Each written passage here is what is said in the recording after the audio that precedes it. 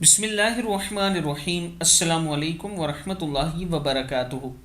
عابد راضی چینل کی طرف سے آج میں اپنے دوستوں کو رسول اللہ صلی اللہ علیہ وآلہ وسلم کا ایک بہت ہی پیارا فرمان سناؤں گا۔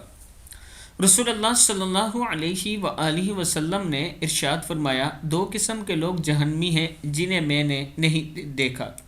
وہ لوگ جن کے پاس بیل کی دموں کی طرح کے کوڑے ہوں گے جن سے وہ لوگوں کو مارتے ہوں گے، اور وہ عورتیں جو لباس پہن کر بھی بے لباس ہوں گی، مائل کرنے والی ہوں گی، مائل ہونے والی ہوں گی، گویا ان کے سر بختی اونٹ کے کوہان کی مانند ہوں گے۔ وہ جنت میں داخل نہ ہوں گی اور نہ جنت کی خوشبو پائیں گی، حالانکہ اس کی خوشبو اتنی اور اتنی دور سے آتی ہے۔ صحیح مسلم کی حدیث ہے کہ جو جنت کی خوشبو ہے وہ بڑی دور سے آتی ہے، لیکن وہ عورتیں جو تنگ لباس پہنتی ہوں گی، لوگوں کو اپنی طرف مائل کرتی ہوں گی، وہ اس کی خوشبو تک نہیں سونگھ سکیں گی۔ تو عورتوں سے بالخصوص میں گزارش کروں گا کہ آپ نے اس برائی سے بچنا ہے۔ السلام علیکم ورحمۃ اللہ وبرکاتہ۔